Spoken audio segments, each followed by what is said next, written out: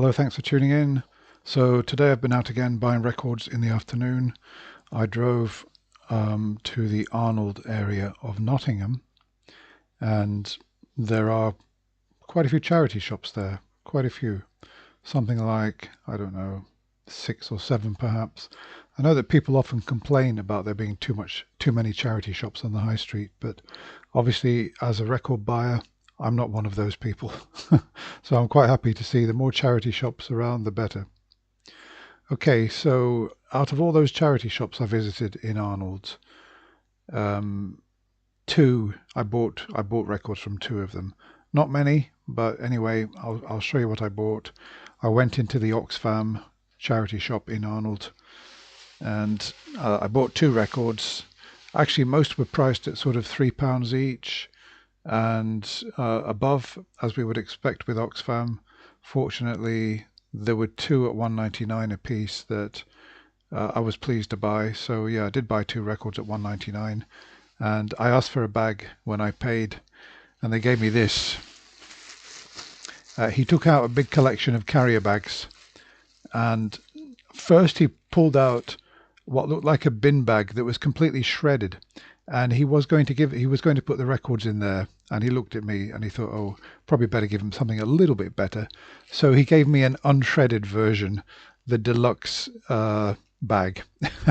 There were some really good, perfectly reasonable carrier bags in there. Why he decided to give me a bin bag to put the records in, I don't know, but I didn't complain. I just took it, because the main thing is to cover the records up so that when I go into another charity shop, they realize that I haven't bought it. I bought it from somewhere else.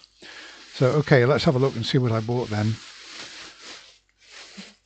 Right, so from that Oxfam, first of all, Ace of Diamonds. We've got Brahms Clarinet Quintet, and that is a good record. It's actually a Dutch pressing, which I'm not too disappointed with.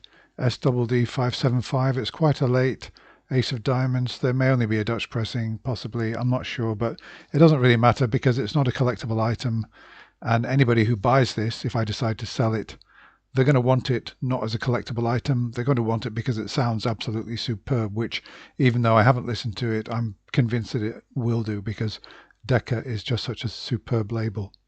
And by the way, somebody pointed out to me that when I made my video a few days ago about why people are prepared to pay £3,000, £4,000, £5,000 for a Leonid Kogan on SAX, and I said it's not so much the sound quality, because SAX, ASD, and I mentioned some other labels, while they were really good, there are possibly better audiophile records around, and that people would not pay that amount of money just purely because it sounds good.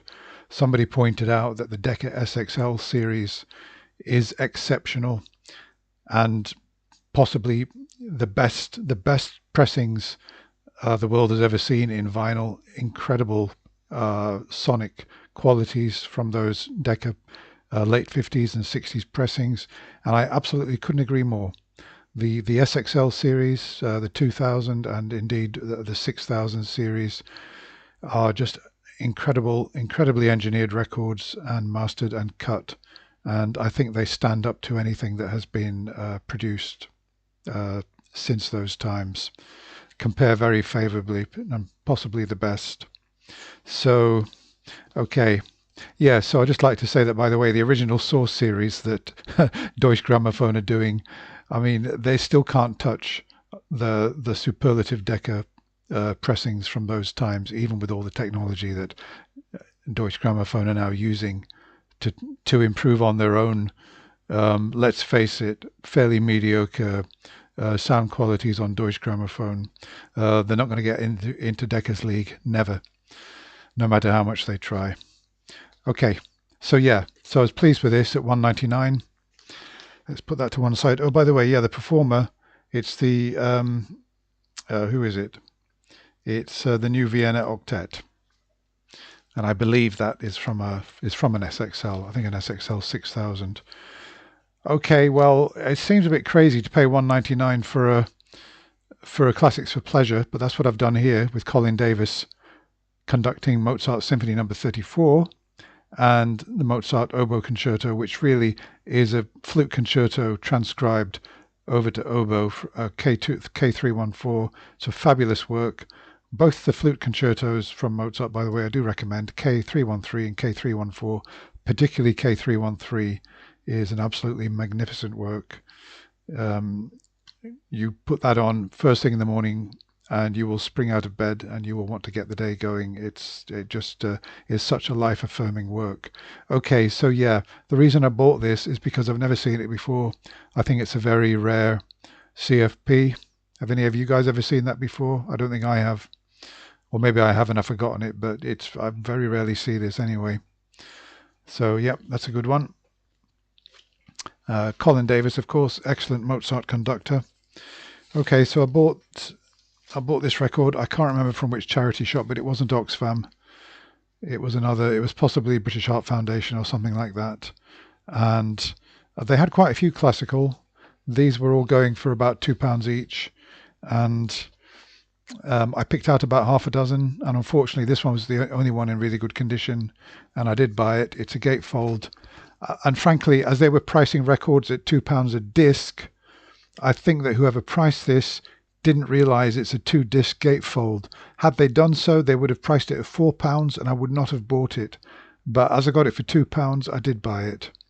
So yeah, it's quite a good production, this. It's all the Slavonic dances of Dvorak, or at least probably a selection of the best ones. Possibly. I've never had that before. I don't think I've ever even seen it. I think it's quite rare. You know, not really worth much, but just worth having in your collection. Okay, and then I drove on from Arnold's and I decided to come back through Sherwood on Mansfield Road.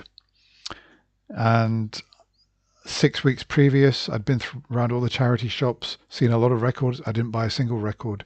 And I thought, oh no, I can't face going through all those charity shops. I can't see there being anything new. And then I thought, well, hold on a minute. It's been 6 weeks. Maybe somebody's come in with something. What the heck?